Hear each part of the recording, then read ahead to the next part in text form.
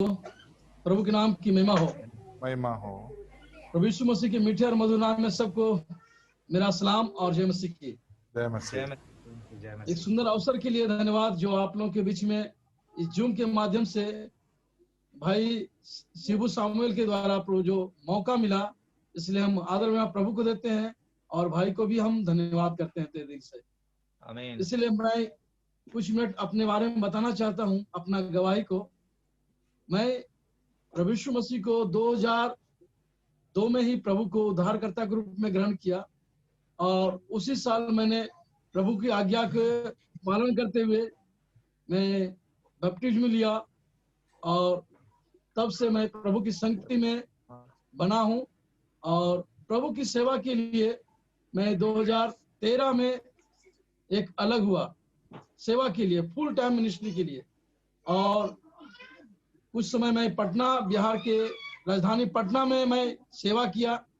फिर मुझे लगा कि सारण डिस्ट्रिक्ट बिहार का मैं वहां पर सेवा होना चाहिए, इसलिए कुछ लोग को बचाना चाहिए, इसलिए प्रभु ने मुझे अगुवाई किया और मैं बिहार के सारण डिस्ट्रिक्ट में अभी छपरा में मैं अभी सेवा करता हूं परिवार के साथ। मेरे पत्नी है और एक बेटी है और एक मेरा बेटा है। बेटी का नाम रूथ है, तो 5 साल की होने की हो, और एक बेटा है जो अभी 11 महीना का है, वो रूबेन नाम है। इसलिए उस बात को प्रार्थना में याद रखिए, हमारे सेवकाई को आप प्रार्थना में याद रखिए। ये छोटी सी गवाही हम आप लोगों के बीच में रखना चाहते हैं। प्रियो, संदेश में जाने से पहले मैं आपको ये बता देना चाहता हूँ कि यहाँ पर नेटवर्क थोड़ा सा मेरा प्रॉब्लम होता है, लेकिन नेटवर्क जाएगा और कुछ सेकंड में ही वापस आ जाएगा, इसलिए आप निश्चिंत रहें, घबराइए नहीं। वो तुरंत हम उसी समय ज्वाइन ही रहेगा, लेकिन थोड़ा सा नेटवर्क प्रॉब्लम होने की वजह से 1-2 सेकेंड स्टॉप हो सकता है बीच बीच में कभी कभी, लेकिन प्रभु चाहे तो आज न हो। हम प्रभु के ऊपर हम सब बात को सौंपते हैं, ताकि ये सेवा भी प्रभु का ही है, संगति भी प्रभु का है। इसलिए आइए हम लोग परमेश्वर के वचन में जाएंगे। एक जाना माना बात को हम देखेंगे।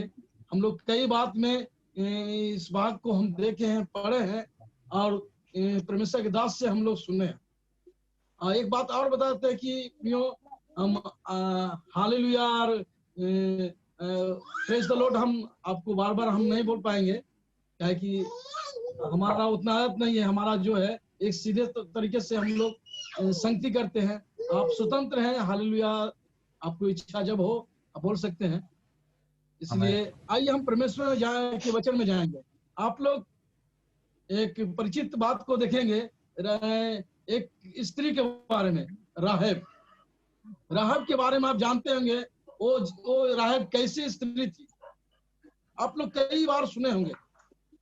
राहब के बारे में अगर बताएं तो क्या था, वो यहूदी नहीं थी, परमेश्वर के लोग नहीं थी, और उसके बारे में, उसका काम के बारे में अगर बोले तो उसका काम बहुत ही नीच और घिनौना काम था।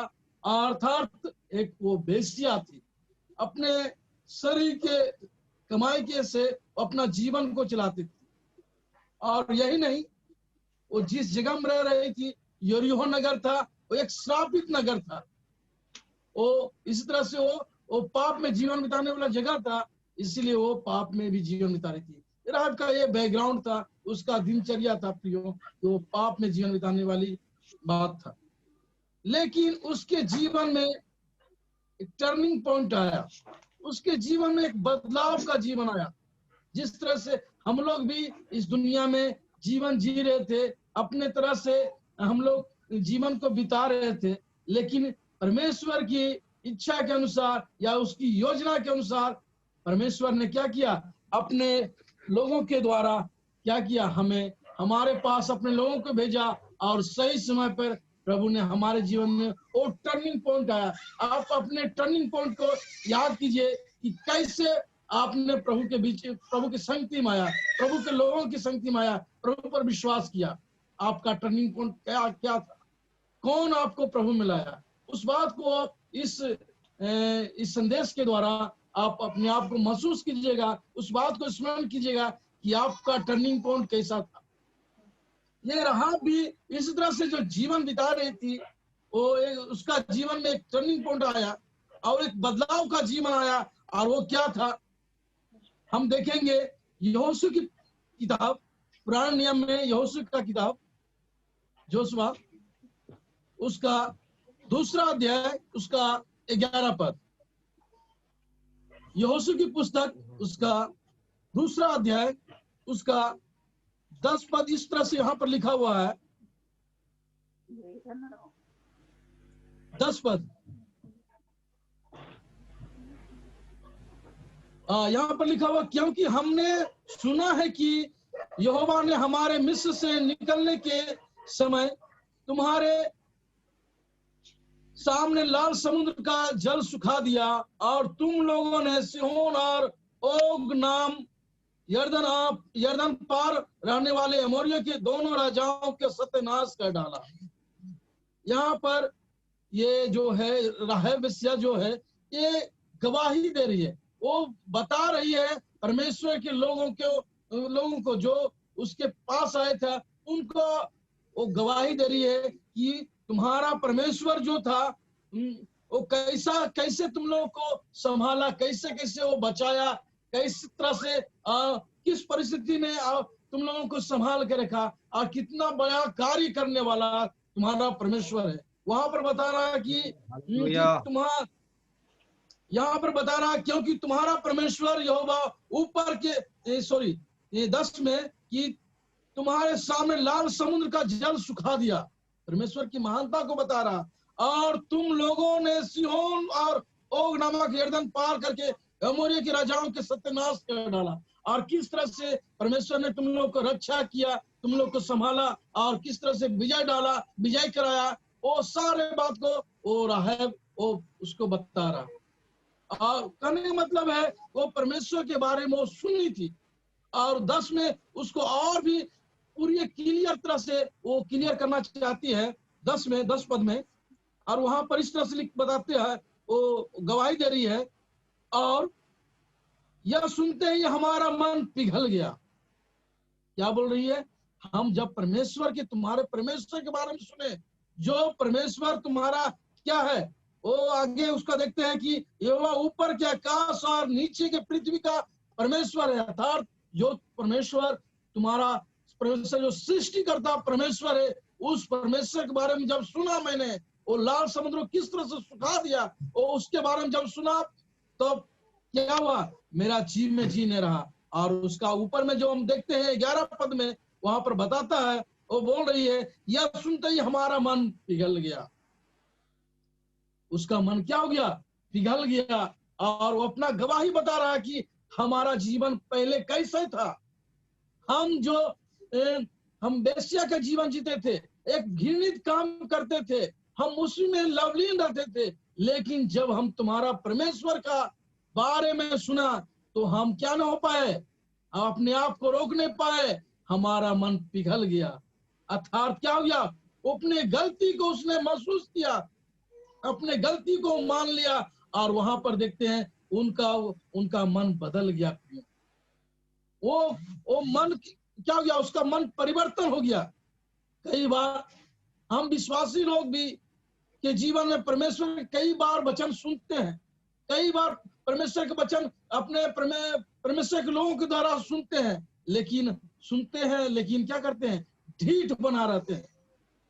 क्या करते हैं, हम ढीठ बन करके अनसुना उस बात को कर देते हैं। लेकिन परमेश्वर के वचन हमें इस बात को इत्तला करता है, हमें याद दिलाता है नीति वचन उसका 28 का 4 में, जो मनुष्य प्रभु का भय मानता है वह धन्य है, और जो मन कठोर करता रहता है वह विपत्ति में पड़ता है।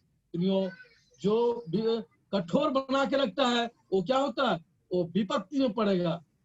और यही नहीं, उसका उसका अगर भजन संहिता के बारे में देखे, और नीति वचन 29 का 1 में वहां पर इस तरह से बताते हैं कि जो बार बार डांटे जाने के बावजूद भी हट करता है,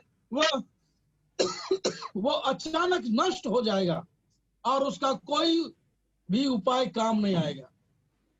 प्रियो, इसलिए हम अपने आप को क्या करना है, हठ, जब परमेश्वर के बात को जब सुनते हैं, उसके वचन को सुनते हैं, तो हम क्या करना, हठ में नहीं रहना या ढीठ बना नहीं रहना, बल्कि वचन के अनुसार हमारा जीवन में बदलाव आना है, परिवर्तन आना है हमारा जीवन में।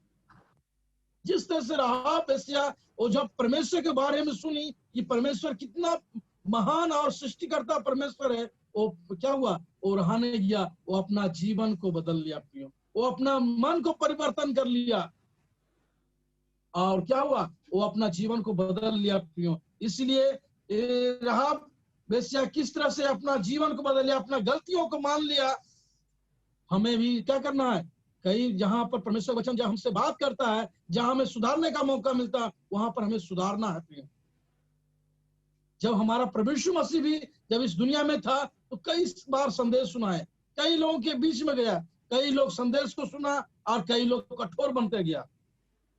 यहाँ पर यूहन्ना रचित सुसमाचार उसका 5 का उसका 24 में इस तरह से लिखा है, मैं तुमसे सच सच कहता हूँ, जो मेरा वचन सुनकर मेरे भेजने वालों पर विश्वास करता है, अनंत जीवन उसका है। जो यीशु मसीह पर विश्वास करता है प्रियो, उसका अनंत जीवन उसका है।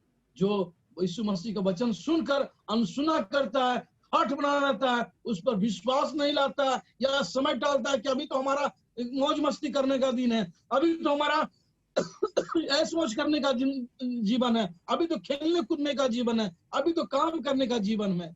बुढ़ापा में आएंगे या और जब समय गुजर जाएगा, तब हम प्रभु को उद्धारकर्ता के रूप में ग्रहण करेंगे या प्रभु को हम स्वीकार करेंगे या उसके वचन पर हम ध्यान देंगे। लेकिन प्रियो याद रखिए, हमारा जीवन कब समाप्त होगा तो हम खुद नहीं जानते हैं। इसलिए हम क्या करें, हमारा अनंत जीवन पाने के लिए हम जब सुनते हैं उसी समय हमारा जीवन अपने आप को बदलना है, उस पर ध्यान देना है प्रियो, अनुसुना नहीं करना है, हठ बनाने रहना। नहीं तो हम नीति वचन में जो सुने 29:1 में कि एकाएक हमारा जीवन नष्ट हो जाएगा और कोई का उपाय हमारा काम नहीं आएगा, सब चीज धरा का धरा रह जाएगा। इसलिए हमारा जीवन क्या होना है, परिवर्तित का जीवन होना है। जिस तरह से राहाब ने अपने परमेश्वर के वचन को सुना, उसके बारे में सुना, अपना जीवन को बदल लिया। एक बहुत बड़ा उसके जीवन में टर्निंग पॉइंट आया, तो अपना जीवन को संदेश को सुन करके अनसुनी नहीं किया, अर्थीपन नहीं किया, और बल्कि वो बदल करके वो अपना जीवन को परिवर्तन किया और एक अच्छा जीवन जीने लगा। इसलिए प्रियो, हमारा जीवन इस तरह से होना है।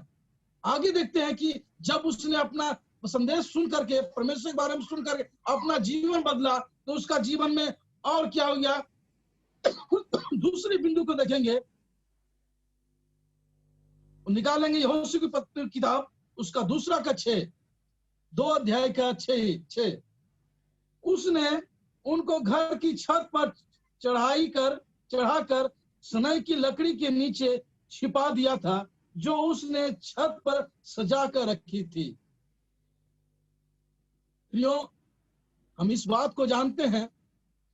हाँ, यहाँ पर देखिए, आपके स्क्रीन पर वो जो संदेश आ रहा है, उसने यहाँ पर दूसरे हम बिंदु की ओर जाएंगे, वहां पर हम देखते हैं कि उसने अर्थात राहाब ने उनको घर के छत पर चढ़ाकर सनई की लकड़ी के नीचे छिपा दिया, जो उसने छत पर सजा कर रखी थी।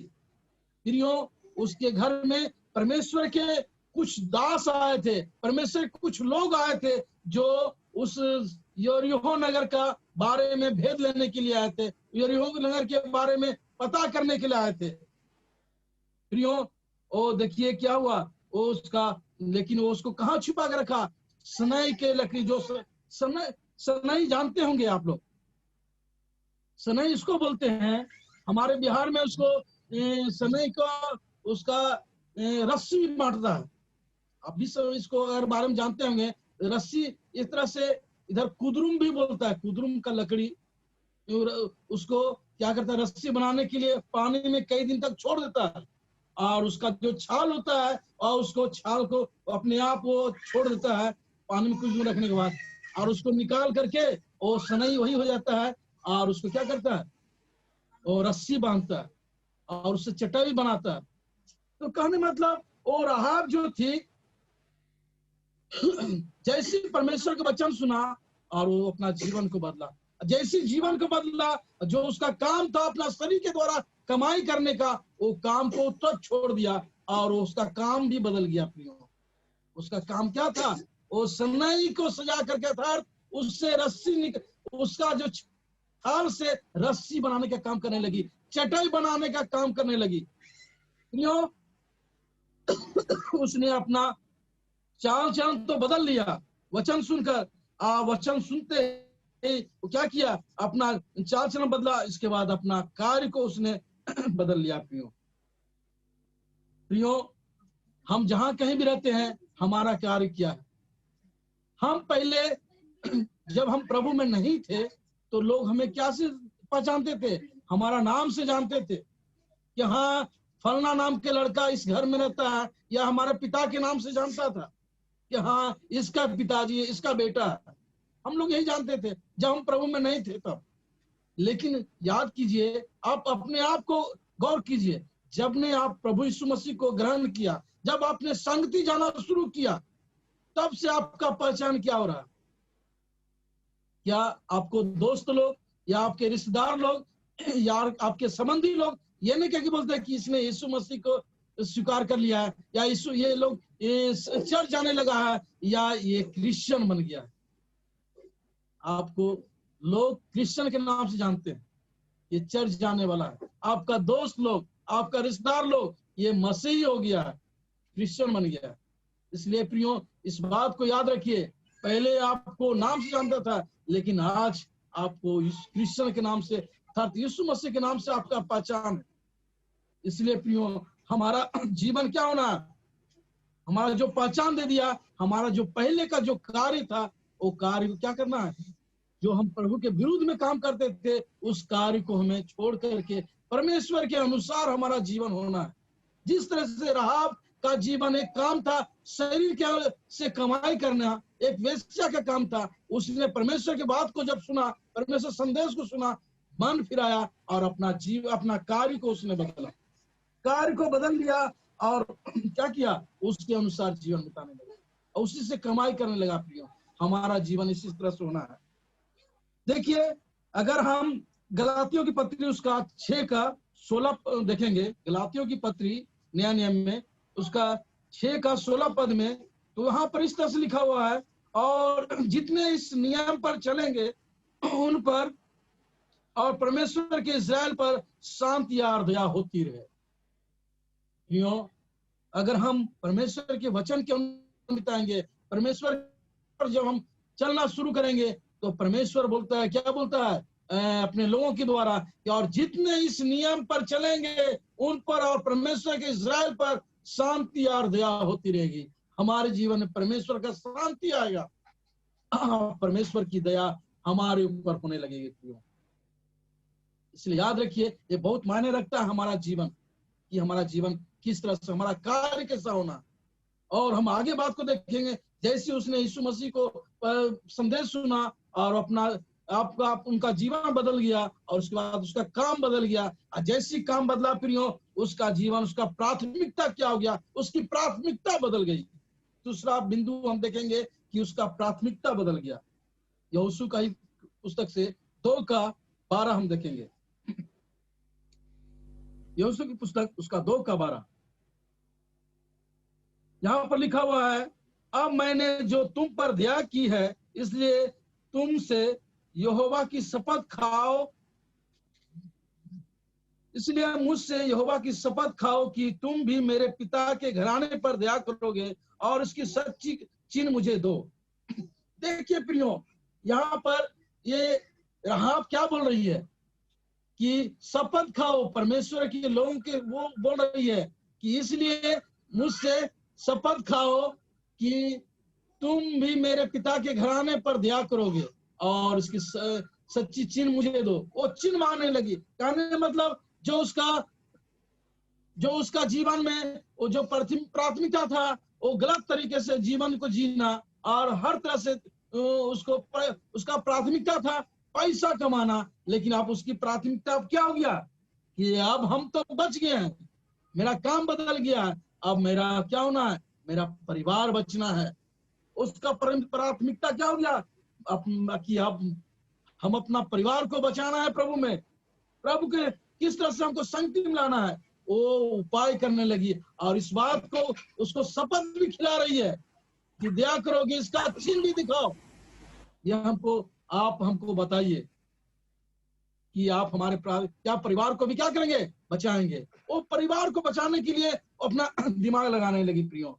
इसीलिए हम विश्वासी, हम जो है प्रभु में, हमारा जिम्मेदारी है कि केवल हम नहीं बल्कि हमारे साथ हमारा परिवार, हमारे रिश्तेदार लोग भी क्या करे? वो प्रभु में बच जाए।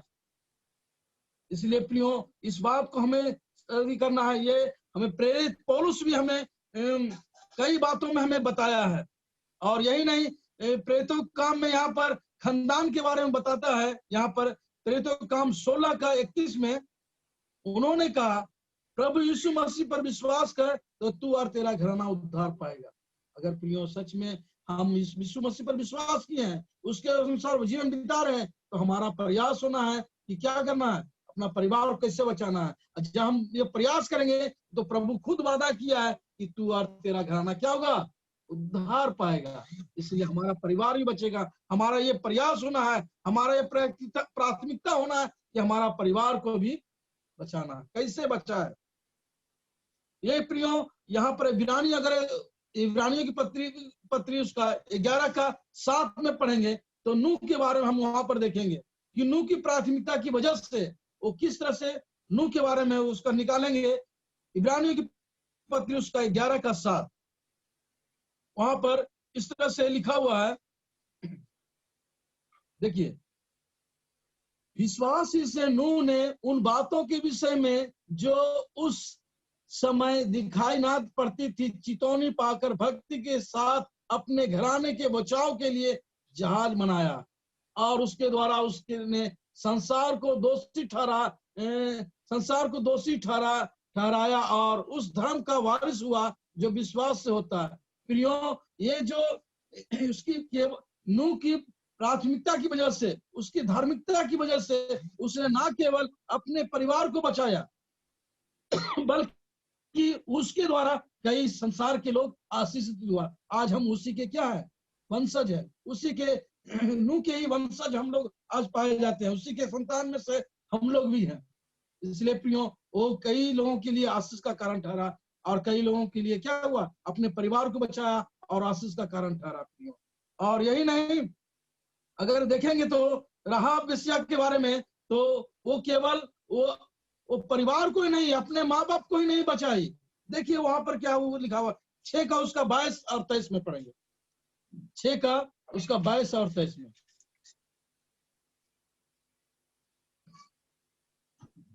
यहाँ पर लिखा हुआ है, तब यहोशू ने उन दोनों पुरुषों से जो उस देश का भेद लेने को कहा, मेरी शपथ के अनुसार उस वेश्या के घर में जाकर उसको और जो उसके पास तो उन्हें भी निकाल ले आओ। तब वे दोनों जवान भेदिए भीतर जाकर राहाब को और उसके माता पिता, भाई और सब को जो उसके यहाँ रहते थे वरन उसके सब कुटुंबियों को निकाल लाए और इस्राएल की छावनी से बाहर बैठा दिया। प्रियो, परमेश्वर का धन्यवाद करते हैं। यहाँ पर राहाब जो थी अपने वो चिंता इस तरह से किया कि सोचा कि हमने तो बच गया है, हमारा काम भी बदल गया है, अब हमारा परिवार कैसे बचना है। वो क्या किया? अपना माँ बाप को ही नहीं, अपना भाई को नहीं, उस अपने रिश्तेदारों को भी क्या किया? वो बचाने के लिए बचा लिया। एक केवल प्रभु में वो अपने आप को नम्र किया, अपने आप को दीन किया और तब उसके वजह से उसने क्या किया? उसका जीवन में उसका परिवार भी बच गया। प्रियो, उसका प्राथमिकता था कि कैसे हम अपने परिवार को बचाएं, कैसे हम अपना रिश्तेदार को बचाएं। हमारा जीवन भी इसी तरह सोना है कि हम भी सोचना है कि हमारा परिवार रिश्तेदार कैसे प्रभु में आ जाए। और ये देखें प्रियो कि जैसे ही उसने वचन सुना, अपना मन को बदला, और जब मन बदला तो उसका जीवन को देखे कि उसका चाल चलन बदल गया। और चाल चलन जैसी बदला, उसका प्राथमिकता बदल गया। और जब उसका प्राथमिकता बदला, कैसे पूरा परिवार को बचाना है, तब उसके जीवन में उसका देखते हैं कि जो उसका संगति था गलत तरीके से था। जो यरीहो नगर एक श्रापित नगर था, वो गलत लोगों की संगति था या गलत वो काम करती थी, उसका संगति भी बदल गया। चौथा पॉइंट हम देखते हैं कि राहाब का उसका संगति बदल गया। प्रियो 6:25 हम निकालेंगे, 6:25, 6:25 में इस तरह से लिखा हुआ है, और यहोवा ने राहाब वेश्या और उसके पिता के घराने को वरन उसके सब लोगों को जीवित छोड़ दिया, और आज तक उसका वंश इजराइल के बीच में रहता है, क्योंकि जो दूत यहोशू ने यरीहो के भेद लेने के लिए भेजे थे, उनको उससे छिपा रखा था। यहाँ पर देखते हैं क्या 25 में,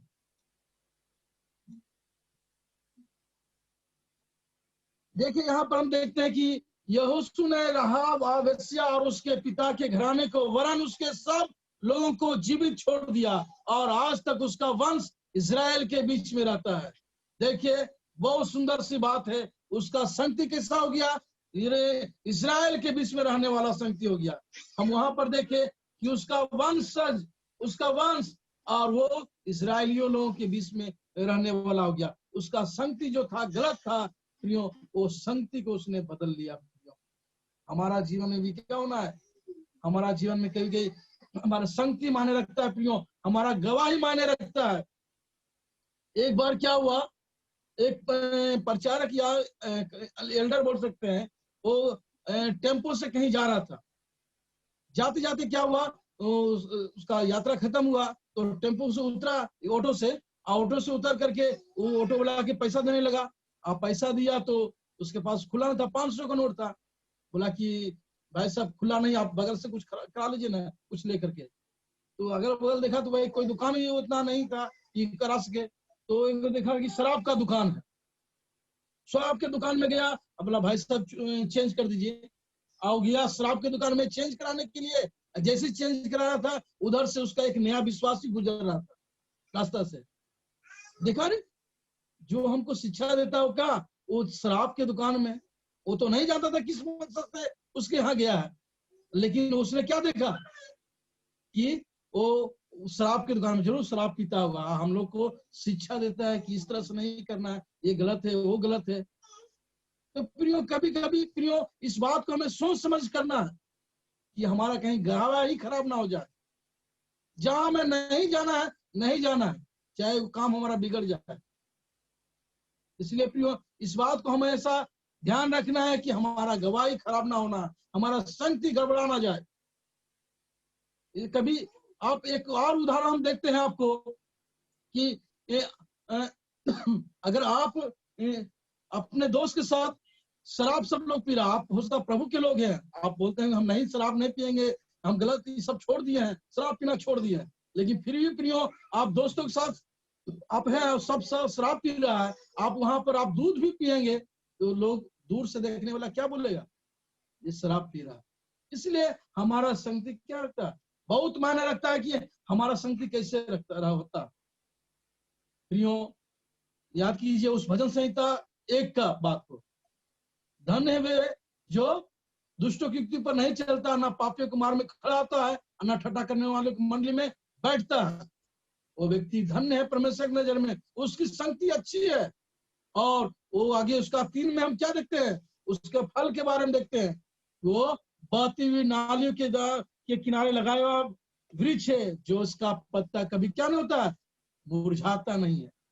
इसलिए प्रियो हम अपनी संगति को बना के रखेंगे, हमारा अपना गवाही को बना के रखेंगे, तो क्या होगा, हम कभी भी मुरझाएंगे नहीं, हम हमेशा लहराते रहेंगे, हमारे जीवन में प्रभु का आशीष हमेशा बना रहेगा।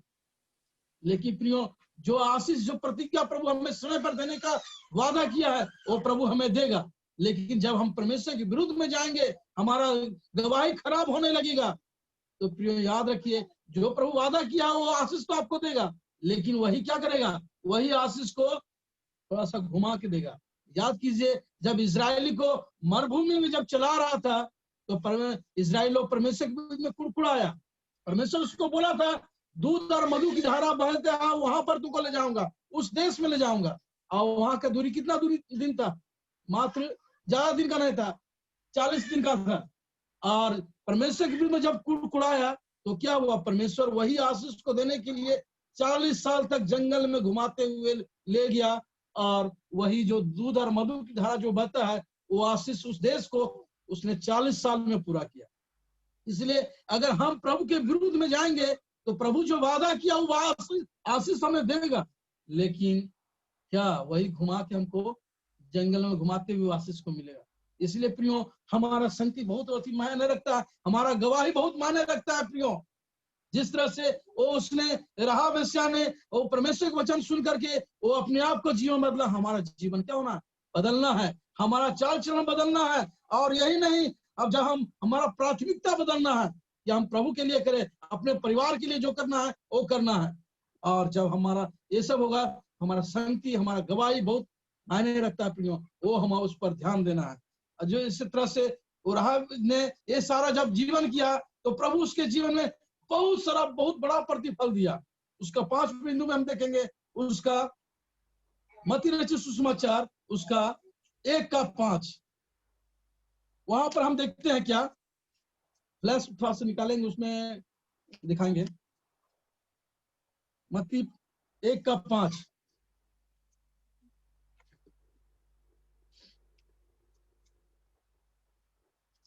यहाँ पर देखिए प्रियो, यहाँ पर लिखा हुआ है, और सलमोन और राहाब से बोझ उत्पन्न हुआ, और बोझ और रूत से ओबेद उत्पन्न हुआ, और ओबेद से इससे उत्पन्न हुआ। प्रियो इससे जो था दाऊद के पिता था, अर्थात यीशु मसीह का परदादा। तो प्रियो ये यहाँ पर वो एक परमेश्वर ने उसको बहुत बड़ा प्रतिफल दिया, उसका पहचान बदल गया। जब प्रभु के लिए उसने इस तरह से इतना स्टेप को जब लिया, उसने जब 4 स्टेप को लिया तो परमेश्वर ने उसका प्रतिफल को उसको दिया। प्रतिफल के रूप में उसको क्या किया, वो यीशु मसीह की वंशावली में आ गया, और वंशावली में उसको गिना गया। प्रियो इतना बड़ा प्रतिफल उसको मिल गया। इसलिए प्रियो परमेश्वर का प्रतिफल बहुत बड़ा है, और वो क्या बन गई, दाऊद के परदादी बनी, दाऊद की दादी बन गई। सोचिए इतना बड़ा प्रतिफल, जो प्रभु के इस घराने की नहीं थी, परमेश्वर की संतान नहीं थी, वो एक इजरायली भी नहीं थी, उसका काम गलत था, लेकिन अपना जीवन को जब बदली, अपना कार्य को बदली, और अपना प्राथमिकता को जब बदल दी, अपना गवाही और संगति को जब उसने ठीक किया, तब उसका जो परमेश्वर ने बहुत बड़ा प्रतिफल दिया। और क्या किया, वो दाऊद की दादी बन गई प्रियो, और प्रभु यीशु मसीह के वंशावली में वो क्या गया, वो आ गया। इसलिए प्रियो याद रखिए, हमारा बैकग्राउंड हमारा मायने रखता है कि हम कैसे व्यक्ति थे, पहले हम क्या थे, हम कैसा व्यक्ति थे, हम किस तरह से हम हैं। प्रभु ये मायने नहीं रखता है, प्रभु हमें ये देखता है कि हम किस तरह से जीवन बिता रहे हैं, किस तरह से हमारा जीवन है, हम प्रभु के लिए क्या करते हैं, हम प्रभु के लिए कितना प्राथमिकता देते हैं, हमारा चाल चलन क्या है। जब प्रियो हमारा जीवन भी इस तरह से जब स्टेप बाय स्टेप प्रभु के लिए हम जीने लगेंगे, समर्पित जीवन जब होगा, तो प्रभु हमारा भी क्या करेगा, उसके जैसा आदर करेगा और हमें भी प्रतिफल देगा। इसलिए प्रियो याद रखिए, पहला सामुएल उसका अंत में हम देखते हैं, पहला सामुएल उसका 2:30 में वो परमेश्वर क्या बोलता है, निकालिएगा बता थोड़ा सा उसको। पहला सामुएल उसका 2 अध्याय उसका 30 पद, वहां पर इस तरह से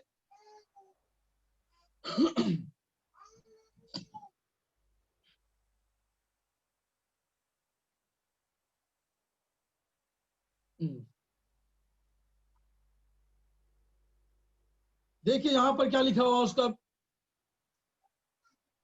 30 अध्याय 30 पद, 2 अध्याय का 30 पद।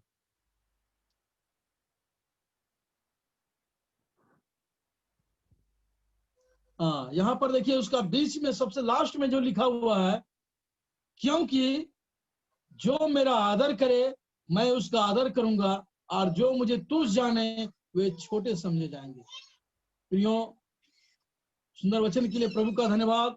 ये राहब जो थी, ये क्या हुआ, तो परमेश्वर का आदर किया, परमेश्वर का जब आदर किया परमेश्वर ने उससे भी आदर किया, बहुत बड़ा प्रतिफल दिया। वो दाऊद की जो महान जो यीशु मसीह का वो था वंश में था, उसके वंश में गिने गई, और दाऊद का राजा, दाऊद का दादी बन गई, इतना बड़ा प्रतिफल दिया। इसलिए प्रियो केवल प्रभु का आदर करने से, इसलिए प्रियो हमारा जीवन भी होना है प्रभु के आदर के लिए होना। चाहे हमारा जीवन पहले कैसे होता, हम किस परिस्थिति से गुजरे, वो प्रभु को नहीं देखता है। हम प्रभु के लिए किस तरह से जी रहे हैं, कैसा कितना आदर करते हैं। जब हम प्रभु का आदर करेंगे, परमेश्वर के वचन हमें, प्रभु हमें इस बात को हमें याद दिलाता है कि जो मेरा आदर करता है मैं उसका आदर करता हूँ, और जो परमेश्वर का अनादर करता है वो परमेश्वर की नजर में तुच्छ है। इसलिए इस बात को हमें समझने के लिए सहायता करे। इस सुंदर सा बात को परमेश्वर ने हमें आज के दिन राहब के द्वारा हमें उसकी जिंदगी से हमें बताया कि हमारा जीवन प्रभु को आदर करने वाला जीवन होना है। प्रभु को किस तरह से वचन सुनकर हम अपने आप को हट नहीं होना है, हमें अपने आप को जीवन बदलना है। अभी तक आप लोगों में से जितने जुड़े हैं उन सब भाई बहनों से बहनों में, अगर आपने अभी तक अपने आप का, अपना दिल को अभी हट परमेश्वर के वचन सुने हैं और अभी तक हट बने हुए हैं, अभी तक टाल रहे हैं कि आज ने बाद में या किसी और दिन हम प्रभु को स्वीकार करेंगे, प्रभु का संगति में हम जाएंगे या प्रभु को हम ग्रहण करेंगे, तो प्रियो आज आपको मौका है। प्रभु आपसे बात कर रहा है राहब के जीवन के द्वारा, जिस तरह से उसने अपने आप को नम्र किया और प्रभु के लिए समर्पित किया, आपका जीवन भी प्रभु आशीष से भरना चाहता है। उसका जीवन में प्रभु कितना आशीष दिया, उस तरह से आपके जीवन में आशीष देना चाहता है। प्रियो अगर आज अपना जीवन को प्रभु को देंगे, प्रभु आपको आशीष से भर देगा, और वो जो अनंत जीवन बोला है वो प्रभु आपको भी देगा। अगर प्रियो अगर आज भी हट बने रहते हैं तो याद रखिए वो अनंत काल का जो नरक है, जीवन है, और नरक वहां पर हम कहीं चला ना जाए। इसलिए इस बात को समझते हुए हम अपने आप को नम्र करें और दिन बनाएं। प्रभु हमें और भी आशीषित करेगा और प्रभु की प्रतिज्ञा हमारे जीवन में पूरी होगी। प्रभु के नाम की महिमा हो। सुंदर सा अवसर देने के लिए भाई को फिर से, सामुएल भाई को हम धन्यवाद, और सबों को सुनने के लिए धन्यवाद, और प्रभु को खासकर आदर महिमा देते हैं। अच्छा रखा, हम हर एक बातों के लिए प्रभु के महिमा करते हैं। धन्यवाद सभी को। हमारे बीच में आकर पर श्रेष्ठ वचन को हमारे बीच में बांटा गया। प्रभु आपको आशीष दे। हालेलुया। आपके परिवार को, आपको मिनिस्ट्री को प्रभु बहुतायत से बढ़ाए। हालेलुया। प्रभु की महिमा हो। परमेश्वर आपके जीवन में अद्भुत कार्य करना पाए। Thank you sir, thank you. आशीष तुझसे चाहती है हे स्वर्ग पिता, हम आती है। आशीष तुझसे चाहते हैं हे स्वर्ग पिता, हम आते हैं। हमने बहुत कटाई की है, रहे निकम में जफाई की है। हमने बहुत कटाई की है, रहे निकम में जफाई की है। शायद सिर झुक जाती है, शायद सिर झुक जाती है। हे स्वर्ग पिता, हम आते हैं। आशीष तुझसे चाहती है हे स्वर्ग पिता, हम आते हैं। आशीष